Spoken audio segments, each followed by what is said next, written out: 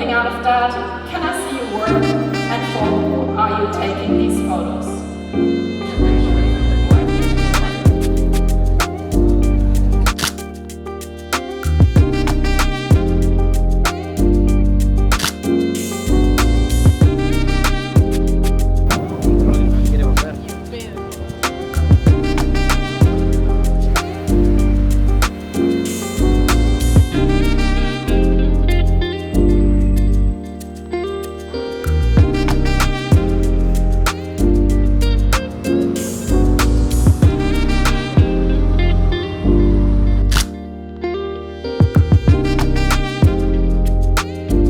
Yo, what is up, my G's? Welcome back to the channel, episode 12. And if you're new here, my name is Nicholas Arnold and I've been around for 1 year now. So you might want to consider to subscribe because that way you don't miss out on any of the future episodes, blah, blah, blah. But before we dive in, let me drop some truth bombs because I know you guys are here for the Hasselblad content and I gave up my free will and independency 10 years ago when I became a dad. So here we are. Now, what is even more insane than taking your medium format camera to one of the country's most notorious red light districts? That's right, taking it to a city with one of the continent's highest theft rates. And if that's the type of shit you want to see from me, I'm at your service. Also, we've got lots to talk about on this video. I've got a pretty good film tip for you guys, and it's not Ripley, so hang on for that one. I recently acquired a proper black and white enlarger, and I got my own darkroom, which is actually light safe, and it's insane. And we've got channel memberships now, but let me explain on that one.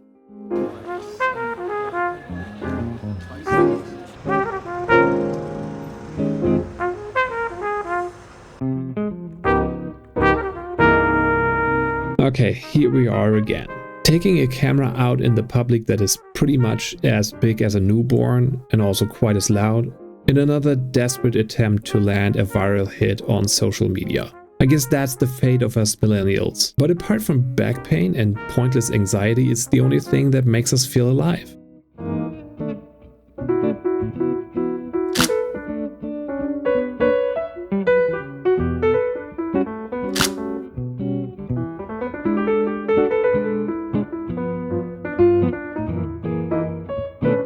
Anyway, to turn up the heat even more for this video, I decided to slap that 150mm Tele lens on the Hassie because I could basically shoot from a million miles away and run in panic at shockingly low speed because it feels like some invisible force is pulling me from behind, just like in my dreams at night.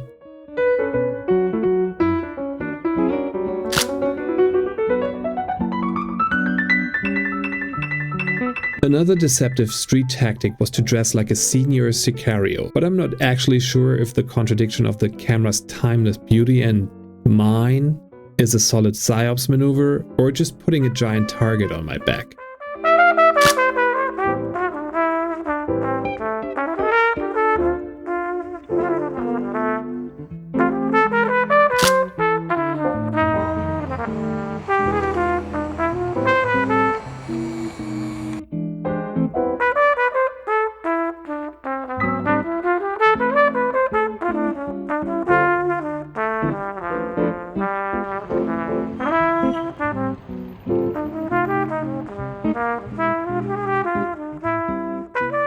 Okay, so the Enlarger, right? This is exciting.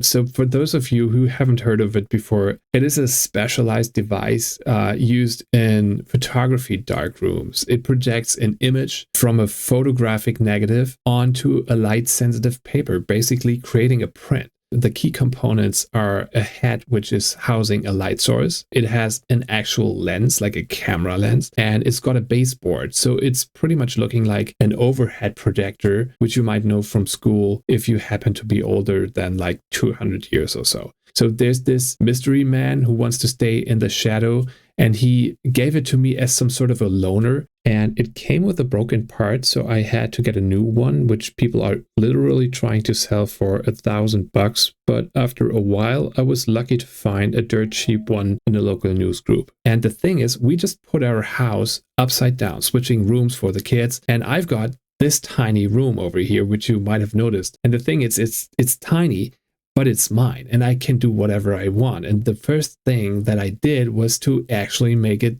light safe. And then I bought some chemicals and shit. And now I do have this actual proper working darkroom situation going on in my office. And it's like, so rest assured that I'm already working on a special darkroom episode. And even if it's not your thing, I'm pretty sure you're going to like it because it's super chill and relaxing to watch a photograph materialize right in front of you. Doing what I do, I always have a really interesting time trying to explain to new people I meet along the way what exactly I'm doing for a living. In fact, sometimes when I'm just lazy to have an hour-long conversation about my job, I just say I'm an accountant. So the actual reason I went to Barcelona was the OFFF Conference with 3 Fs. Nobody exactly knows what it stands for, but I'm pretty sure it's obscure fashion and French fries, as this is pretty much what it is all about.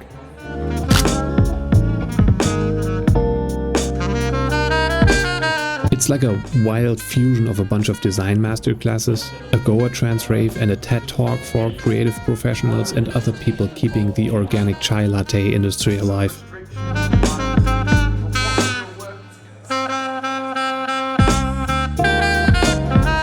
The speakers basically read out their websites, and the audience is pretty much divided into 2 categories. The young guns actually listening to them so they can eat everyone else alive in a few years, and everyone else binge drinking outside.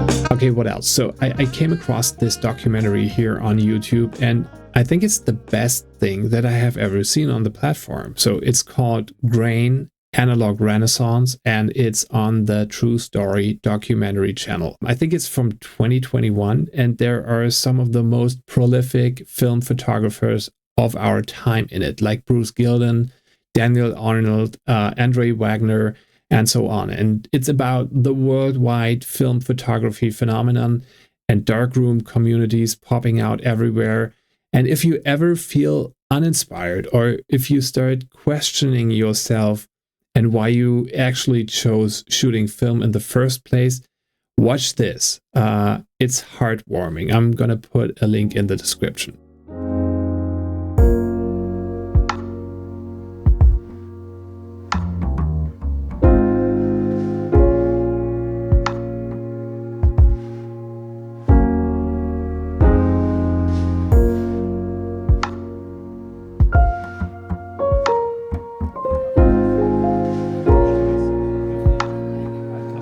So as I slowly got hammered, I realized that I only got a few more years left. So I decided to spend most of the time roaming the streets of Barcelona on the hunt for a couple of mediocre photos to boost my self-esteem.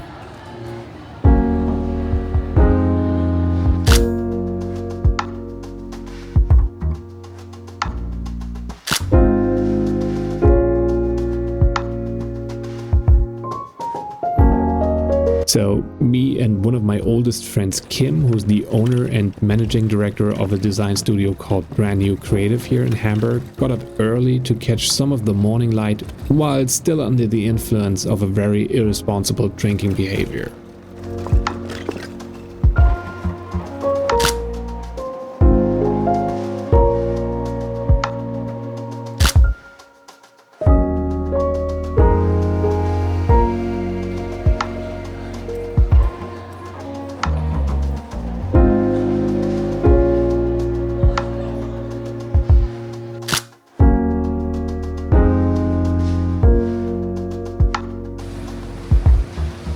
Barcelona ain't playing around. This is the type of place that makes you hate yourself even more for living in Northern Europe. It's warm, it's vibrant, food is great, people are beautiful and friendly, and the cost of living isn't gonna suck your soul out.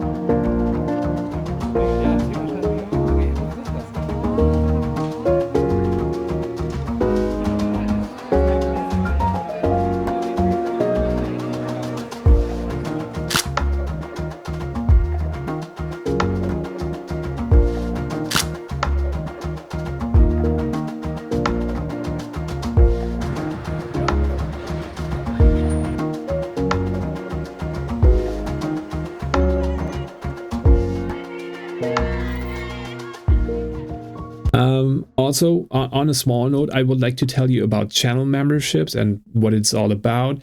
So as I'm saying in the introductory video, memberships are not gonna make me rich, and it's never been the goal. I will absolutely continue making these videos the way you're used to it, and nothing is gonna change for you if you do not choose to sign up. But memberships are a way for me to reduce friction, because train tickets, admissions, gear, all of that stuff is super expensive, and I'm paying everything with my own money. And your support is going to help me making these videos. So as a member, you will get access to things like behind the scenes footage occasionally, unedited TIFF scans, depending on the membership tier, whatever. So basically, you can think of it as a way for me to say thank you for your support.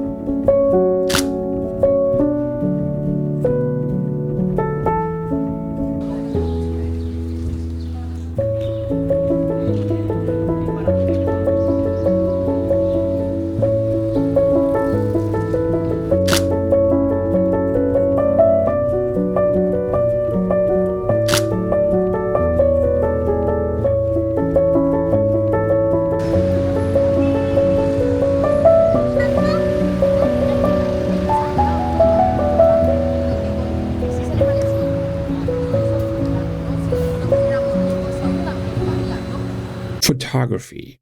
One day you're doubting your whole career as a creative professional, and the next day you're above the clouds because you actually hit focus on a photo with deeper meaning nobody else understands. I've said it before and I will say it again. There's no other creative field that is both so rewarding and hard to master than photography. And my goal is to, one, learn and grow as a creative, as a photographer, and even as a person.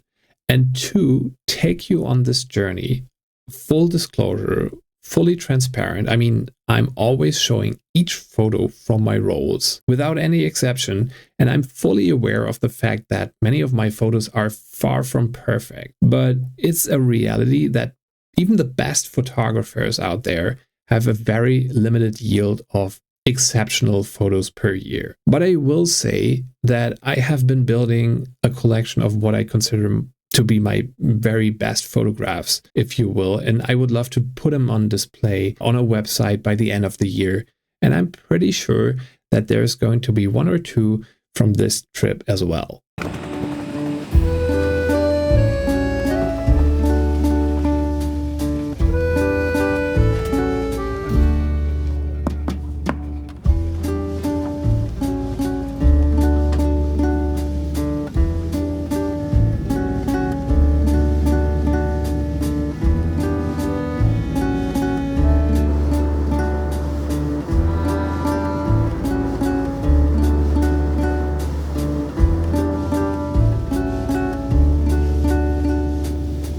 Dude, I literally just noticed that I have my very first channel member. I'm not gonna lie, and this is insane. I mean, I had my work in front of 200,000 people at Coachella, but this one channel member, I mean, this is next level. I mean, look at that. I can see you, dude. I mean, seriously, thank you. I know who you are. And this is like, you know, whatever. No obligation. Liking and subscribing is helpful too. And I hope to see you on the next one. And remember, life is short. Delete TikTok for f***'s sake.